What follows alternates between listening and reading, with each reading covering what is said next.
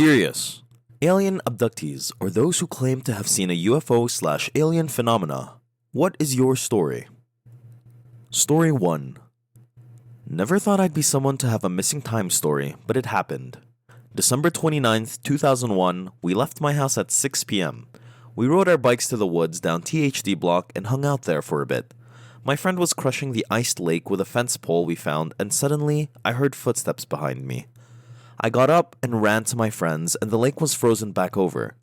We checked the time, it was 8:15. We then saw the most amazing shooting star horizon to horizon above us. We even heard it.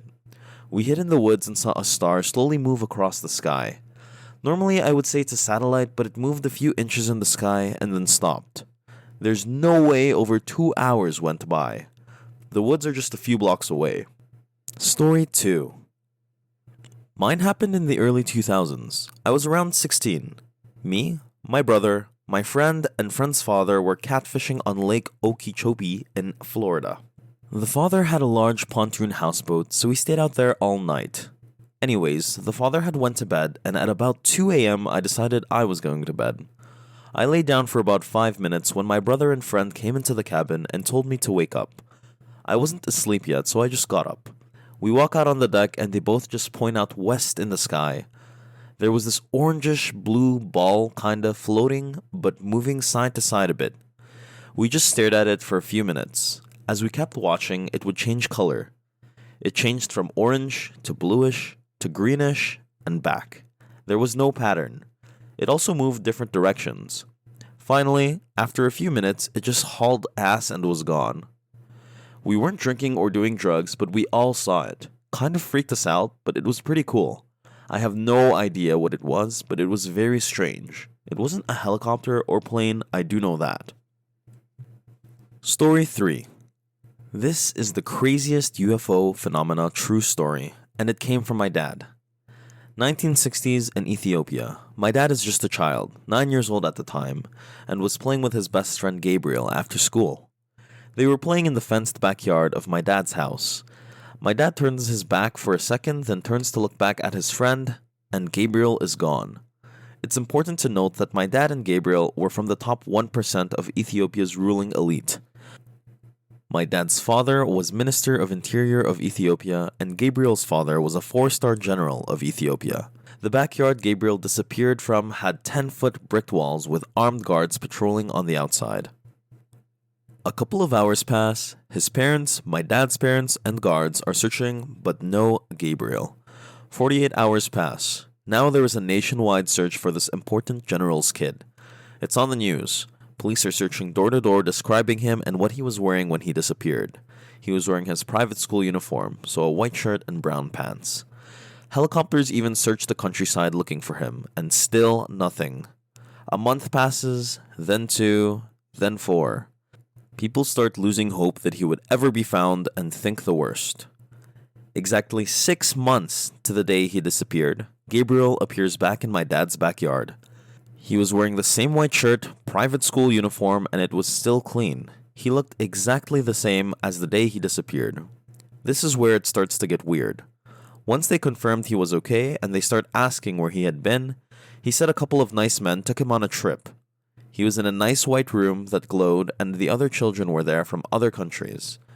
He said he was so surprised that the nice men who looked like white guys could speak Ethiopian, and he could understand what the other children were saying, even though they were not Ethiopian. The white glowing room had no windows, and the doors disappeared into the walls. There were buttons on the walls, and if a kid pushed them, a bed would come out of the wall. He said he was then all of a sudden in a city that was glowing, clean, and cars were flying around him. He said there were people there, but they looked strange, like us, but different. One nice man was still with him and took him into a tall building, where he said he had to stay there for a while, but showed him a room that he could use for entertainment. Gabriel said he could push a button and the room itself goes places. An open field, the beach, the room itself even flies. He said after a couple of hours he was taken back to Ethiopia and appeared in the backyard. He thought he was only gone a couple hours total. No one believed him.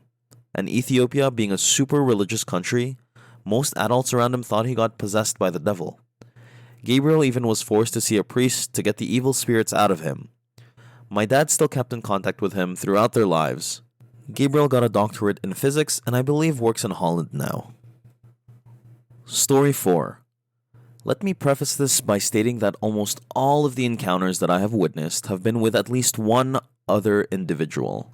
The first 2 encounters happened on 2 consecutive days in 1997, and the numerous other encounters had been over the span of 90 days a year and a half ago. I do not recall being abducted. I have filed reports with the incredibly incompetent MUFON. Back in 97, my buddy and I had just finished up our shift at a pizza joint. It was after 11 p.m. We were worn out and wanted to get stoned. We were completely sober at the time. Anyway, we drove out into a cornfield in the off year, so it was full of rye. We were about half a mile off the road. It was pitch black, and because of our vantage point, I could see headlights in any direction for a good mile. We were way out in the country, so no worries. My buddy starts breaking up the weed when I notice what I believe to be a truck headlights shine directly from behind. They take a hard left and disappear. My buddy didn't seem to notice, but I became frantic.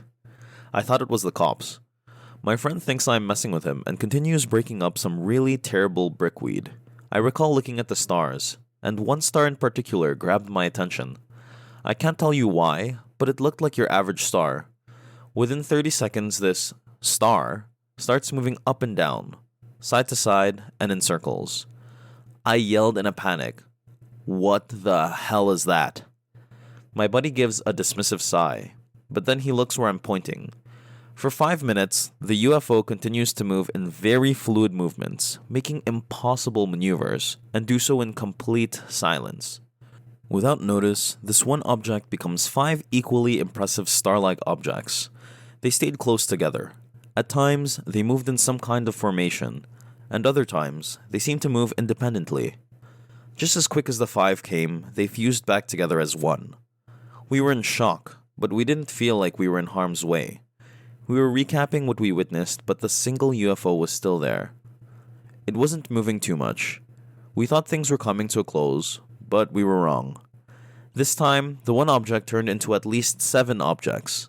The way they moved and jerked around felt aggressive to me. My friend must have felt the same way, because he said he was starting to get nervous. I told him we should go. I embarrassingly confessed that I knew it was there for us, but I became fearful. We haul ass out of there, and this thing follows us to the outskirts of town.